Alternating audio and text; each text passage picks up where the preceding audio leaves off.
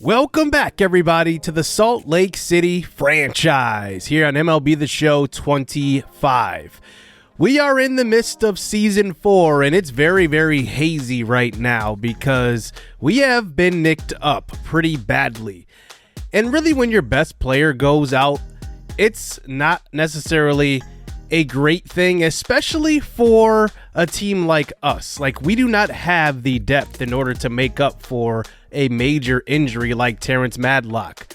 But we've had to deal with that early on this season, and he's still out about a month or so. But we have not just lost him. We have lost three starters. Terrence Madlock, our starting left fielder, Luis Lara, our starting right fielder, and Justin Thompson Jr., our starting catcher. In the meantime, we have moved up one of our young prospects in Oliver Gonzalez, who we will take a look at a little bit later, and he has been filling in quite nicely. But we are 16 games under 500 at this point. And I think we're at a point in this series and in this season where we still have time to compete. But once we get closer to July, we're going to have to really make a decision on whether or not we are really just looking forward to another season where we're kind of still rebuilding, or we're going to go for it this year and try to make one of those wild card runs.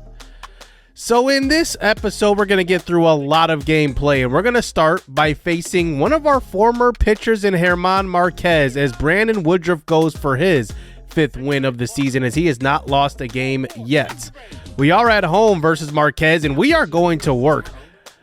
Fritz De La Cruz has been playing lights out so far this year since he's been inserted into the lineup, replacing Ben Rice. He hits a 3-run homer in this one, gives us a 7-3 lead at that point in the 4th inning. But now in the 5th inning and into the 6th inning, Brandon Woodruff is still on the mound, getting a little fatigued, giving up a couple of hits, but he's still going, and this is a big reason why we signed him. Now we're into the 8th inning. 1, 2, 3, down goes the lineup for Seattle, and we add one more run of insurance in the 8th, and that's all we're going to tack on. But now in the 9th, we will go to our closer here, and we'll go to Mariano Castro. And he was an all-star last year, and he will get us the victory here, 8-4 versus our former pitcher in German Marquez. The funny thing about Marquez is that he signed with Seattle after sitting out the entire season a year ago. So last episode, we left off on trying to talk through if we should, acquire another player to help us through this season. And this would be more of a now and a future move in Sal Frelick, because he is 27 years old. He's owed $7.7 million. He's got one more year of arbitration, so we would at least have him for this year and next. But we need to give up pieces in order to get him, and I think that's what we're going to end up doing. Freddie Gunter is a guy we drafted last year with very high potential, but he's a long ways away from competing at the MLB level, and he's a middle infielder. Elijah Green is interesting. We drafted him in the Rule 5 draft, but he has not been great. And then Dane Myers has been a guy that's been with us this entire series, but really hasn't contributed. And I think the Brewers would be asking for a replacement outfielder, along with some young pieces. So we decide to make this trade a 3-for-1 trade, getting a nice young outfielder still, as he is still 27, that can hit the ball well versus right and play really good defense. And that's one thing we've been missing in this series is defense. Like, we are terrible in the field. We also decide to make another move here, and it's Bobby Miller. We picked him up off of waivers, and he has not been great at all. So we will actually place him back on waivers, hoping that another team picks him up so we don't have to cover that salary, even though it's pretty cheap, by the way. But let's get into the meat and potatoes of this episode. Bobby Miller does get claimed off of waivers from Pittsburgh. And now let's get into the part of the schedule where we can really start to see if we are going to compete this year. Now, the interesting thing is, if you look at this schedule, there are a lot of teams we're facing. If you're looking at the records, the Nationals are 20 games below 500. They are worse than us. Arizona's below 500. The Rockies are below 500. The Marlins are under 500, and so are the Padres and White Sox before getting to Detroit at the end of the month of June. So if we want to make a run, we have to make it right now, and that's what we're going to try to do. Esteban Calzado is off to a rough start this year. 6 straight games losing here, as we'll see if we can get him off of that streak. But here is Sal Frelick's debut with us here, facing Mackenzie Gore on the road here at Nationals Park.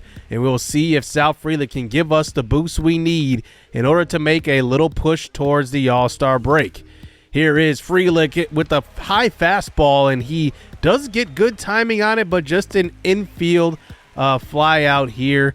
And that is the first out of the game as he's hitting leadoff for us today. Now here in his second AB, he hits one up the middle. That one gets through. Hopefully many more to come for Frelick, and he gets his bat going. Now, he hasn't gotten much playing time this year, so I imagine that he could have a little rust to him. We'll have to see how that progresses.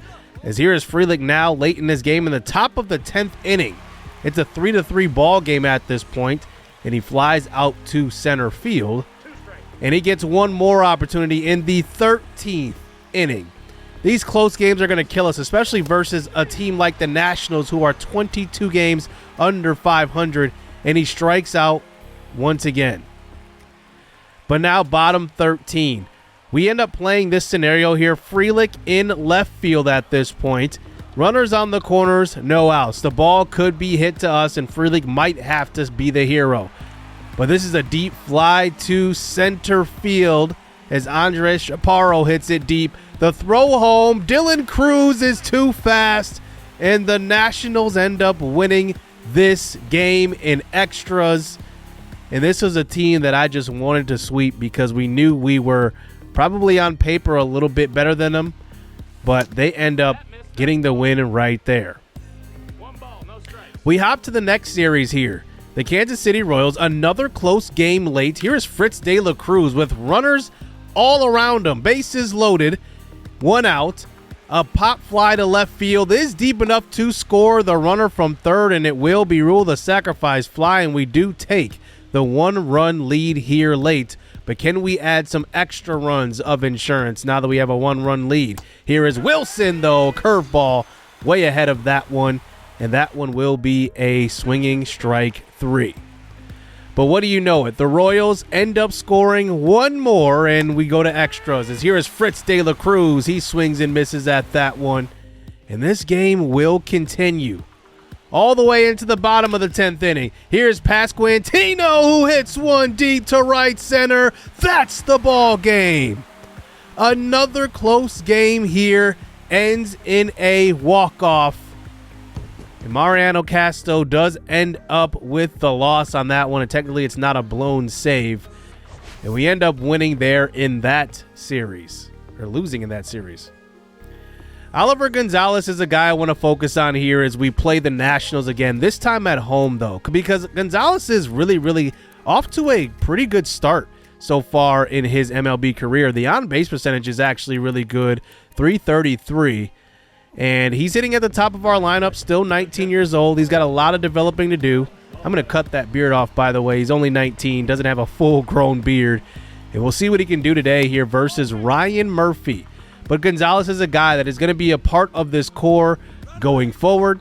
I'm just really looking forward to his development. He gets a pitch over the middle of the plate, and that one is just going to be a fly ball to right center field for his first out of the game.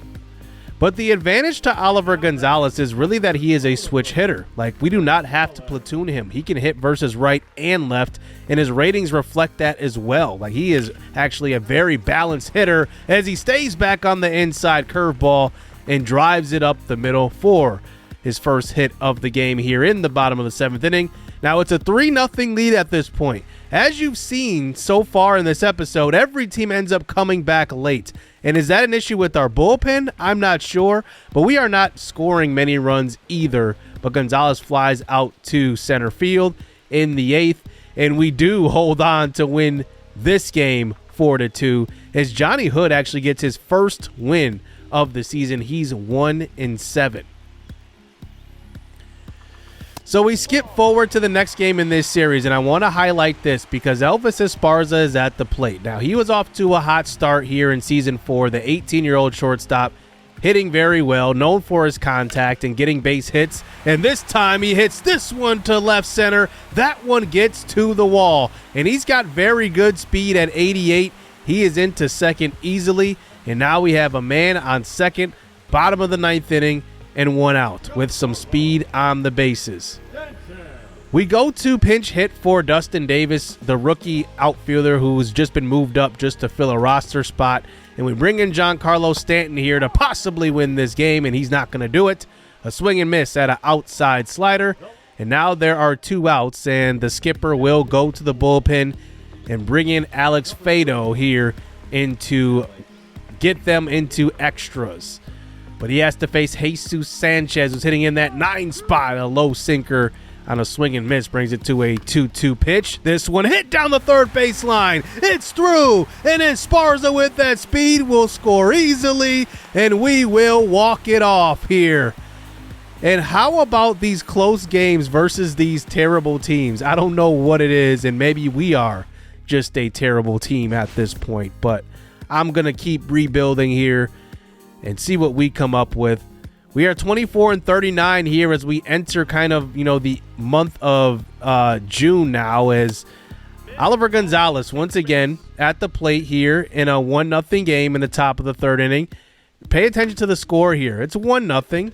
Now it's 1-1 in the top of the 6th inning.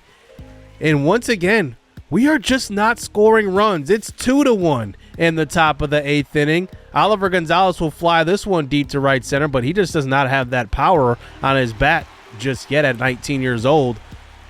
But look at the runs. It's 2-1. Now in the 9th inning, we just cannot score. Brendan Rodgers comes up. He's the last batter of the game. Fly ball to center field, and this has really, really been our problem. But help is on the way. Terrence Madlock is finally back from injury. We've been waiting. We've been patient. We made a couple of trades to help along the way, but he is finally back. A lot of you guys asked what his batting stance is. It's veteran stance 387. I looked through all the batting stances when I was doing that for him, and that was a very fitting batting stance at the time.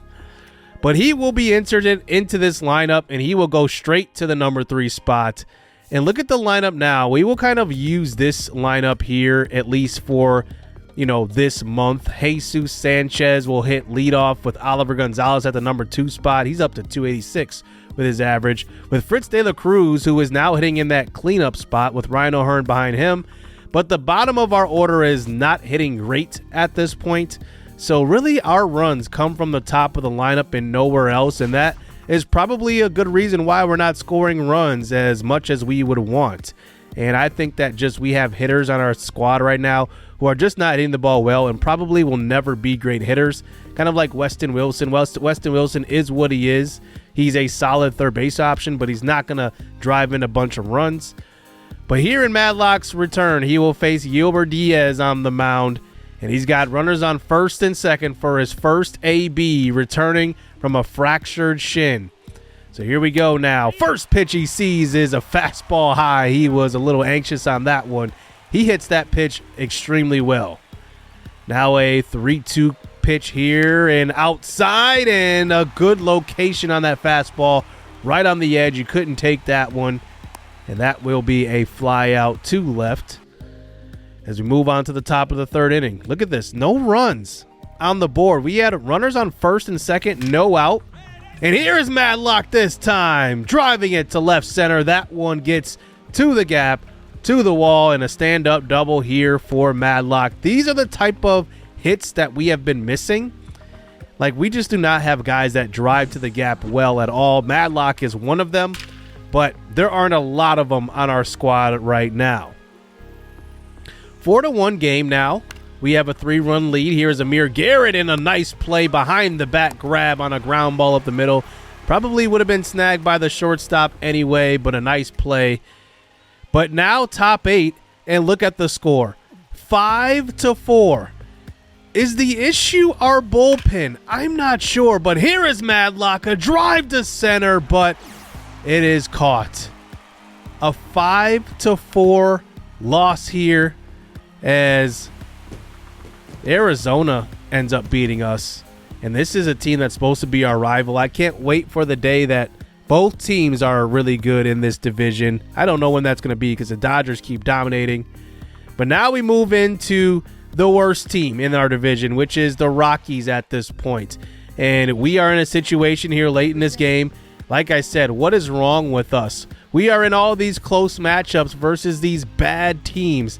The Rockies, also Washington, and now it's bases loaded, 2 outs in the top of the 8th inning. A 2-run lead. Domingo Orozco comes in from the bullpen, gets Zach Veen 0-1, and now gets Zach Veen down to a 1-2 count, and he gets an inside pitch, and it's a changeup drive to opposite field. It is going to be a bases clearing double, and the Rockies take the 5-4 lead.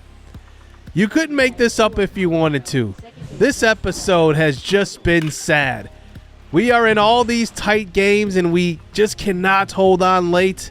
And now we are down 1 in the bottom of the 8th inning. Good speed at first base in Frelick, and he's on the move, and Weston Wilson comes through with a single. So now we have runners on the corners, 2 outs, bottom 8, and the 18-year-old kid coming to the plate, Elvis Esparza, hitting in that 9 spot because we've moved him down since he was struggling.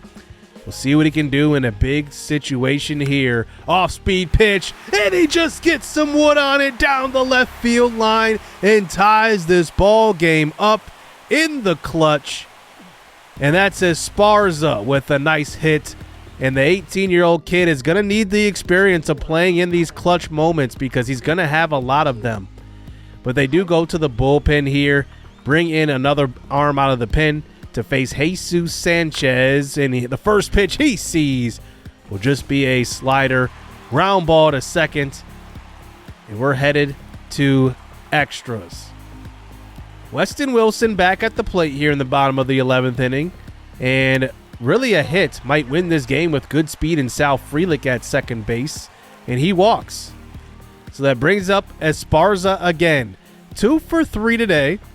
And like I said, these clutch moments will come up throughout his career. He's only 18. He tries to lay down the bunt, and he misses that one over the middle of the plate. And now it's a 0-2 pitch. He gets this one low, and he drives it to the gap. That one will walk it off here for Esparza. Okay, there we go. Rookie coming through in the clutch. And that's what you like to see, your young players getting that experience in. I'm not sure, but this season just might turn into that. Get our young players some exposure and really get them some ABs. We end up getting through the month of June now towards, getting towards the draft day and all-star break.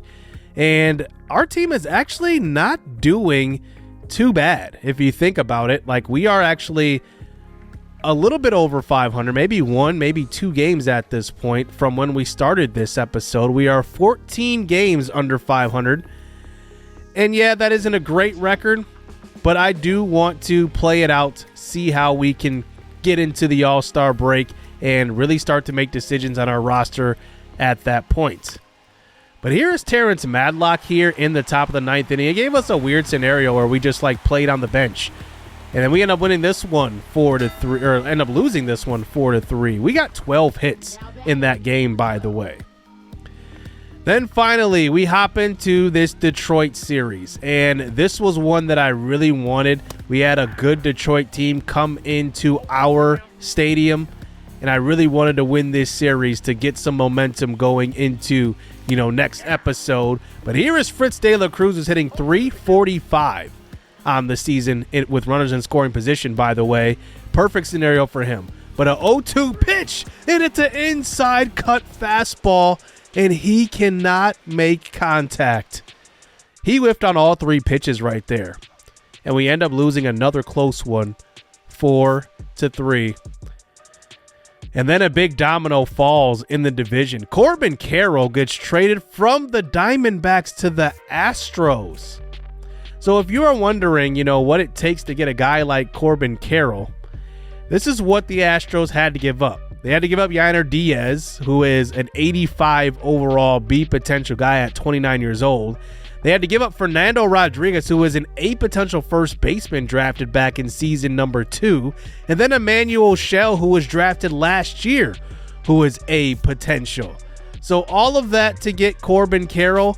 And I'm not sure what the Diamondbacks are doing at this point, because they are still right there in the division and they're in the wild card chase. But maybe they thought catcher was more important than Corbin Carroll, which is very, very interesting. But we end up getting through the month of June here, and you could just see we are doing just about where we were this whole episode. We are still 14 games under 500. And in this episode, if we started out at 17-33, and then now we're 38-52, that makes us 21-19 through that stretch of games where we were playing a lot of teams that were under 500.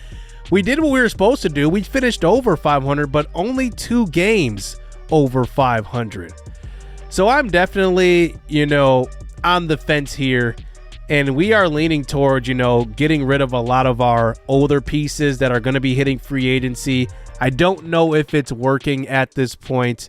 I'm going to give it a little time, and I'm going to give it a shot. But I think that at this point, we are 8 games behind in the wild card chase. Yes, we could come back and go on a win streak. Anything could happen. But I would need to see that pretty soon in order for us to really go for it here. The good news is Oliver Gonzalez is the front runner for Rookie of the Year, and Elvis Esparza is right behind him. But Gonzalez now has that average up to 304 with an on-base percentage of 385. Like, he is killing the ball. Look at the last games. The 2-for-3 game, 1-for-3. He went 0-for-3 and then a 2-for-3 again. I mean, he is hitting the ball extremely well. Elvis Esparza is interesting. I got to look at what his potential is. It's a C potential, but what that actual number is. He could possibly be a third baseman going into next year based on what we do with Weston Wilson. But I don't think Weston Wilson is the third baseman of the future. I think that Esparza is warming up. We'll see where he ends up being at the end of the year. He's not in danger of losing his job this year yet. But looking at the averages so far, Sal Frelick has that average up to 290. So he's been warming up. On base percentage at 350, actually slugging 455. Fritz De La Cruz is hitting well too. So you can just see like the top of our order is really hitting well. But then when you start to get to the bottom of the order, Alek Thomas, who has kind of lost some playing time this year, he's down to 237. And then the bottom of our lineup is just hitting awful at this point. So I think that could be contributing to our run support. But, on the mound, I would say Brandon Woodruff is having an amazing season. But besides him, we're not really doing too well. Not as well as we thought we would be doing. Kevin Hopp is doing a little better than what he started with, though. He's got 10 quality starts so far. Domingo Orozco, I'm not sure about him out of the bullpen. He has the most innings pitched, by the way, and he's not really doing that well. Esteban Calzado is having a sophomore slump, and he is 3-10, 18 starts. His whip is up, his ERA is up, everything is up with him. But as you look at the rest of the bullpen, maybe you need to switch up, where those guys lay in the bullpen so that, Orozco doesn't get all those innings. A quick check-in on the prospects, and we will do kind of a showcase next episode featuring all 3 of these guys. But Enrique Reyes is still the number 2 prospect in all of baseball. Now, look at his development, though. It's very interesting. He's having actually a really good year at AA, especially on the mound. He is now 70 overall, so he has joined the 70 overall club. It's now been his second pro season. He's got 90 at-bats, and I made sure to kind of limit his at-bats because I didn't want his development to be stunted when he was struggling. But looking at his pitching attributes, they're good, and then his hitting attributes are coming along too. I do think he's probably 2 years away from being a legitimate hitter, but I think that pitching-wise, he's going to be pretty ready in short order. I would say that if you look at, what this is right here, his arm is at 99, and that's kind of very high for a first baseman. So there's a possibility I could move his secondary position to right field. That just makes more sense. And then there's Eddie Rodriguez, who is our second prospect in our organization right now, ranking wise. Very good start to his career. 67 overall. He is a top 100 prospect too. I believe he's like 38. And he's actually doing really good. 9 quality starts and 16 starts. I would say that's like really good. And then there's Bob Engel, who was our first round draft pick a year ago. His average is climbing. He got off to a slower start. I don't think he's close to being moved up to the majors at this point. I do want to develop him just a little bit more. So that's going to do it here for this episode. And next episode, we will get into the draft that comes up. I haven't talked about it too much so far this season because I wanted to focus on the MLB level more than anything. But that is coming up, and we'll see what our draft strategy will be this year. I can't wait to get into it. Hit subscribe, hit that like button. What do you guys think we should do this season? Let me know down in the comment section below. Stay tuned. Let's get it. Let's go.